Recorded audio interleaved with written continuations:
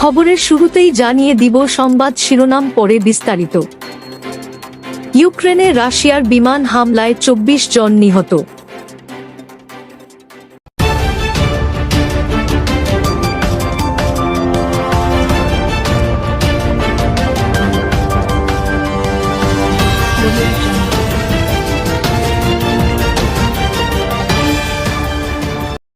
পূর্ব ইউক্রেনের একটি গ্রামে রাশিয়ার বিমান হামলায় ২৪ জন নিহত ও ১৯ জন আহত হয়েছেন।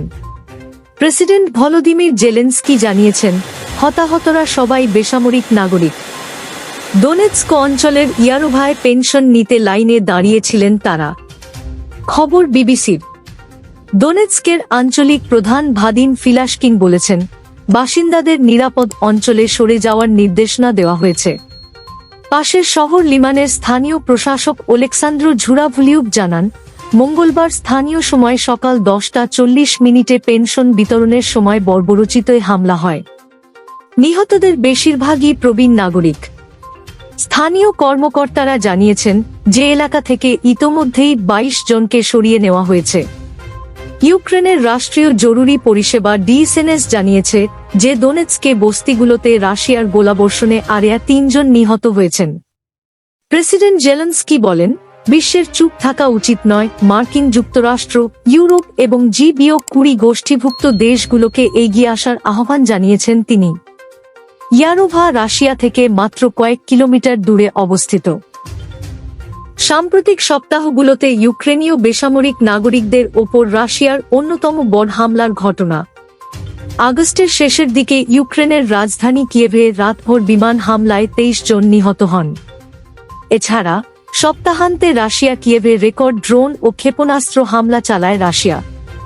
এদিকে নেপালে চলমান বিক্ষোভ ও সহিংস পরিস্থিতির মধ্যে সেনাবাহিনী কঠোর অবস্থান নিয়েছে। মঙ্গলবার রাতে সেনাবাহিনী এক বিবৃতিতে জানায়, যদি সহিংস কর্মকাণ্ড, লুটপাট ও অগ্নিসংযোগ অব্যাহত থাকে তবে রাত 10টা স্থানীয় সময় থেকে সেনাসহ সব নিরাপত্তা সংস্থা পরিস্থিতি নিয়ন্ত্রণে নিতে বাধ্য হবে।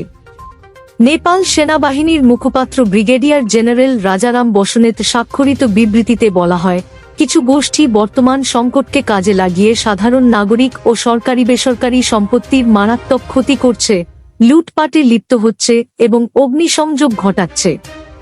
যদি এই কর্মকাণ্ড বন্ধ না হয় তবে নেপাল সেনা ও অন্যান্য সব নিরাপত্তা সংস্থা রাত 10টার পর পরিস্থিতি নিয়ন্ত্রণে দৃঢ়প্রতিজ্ঞ থাকবে।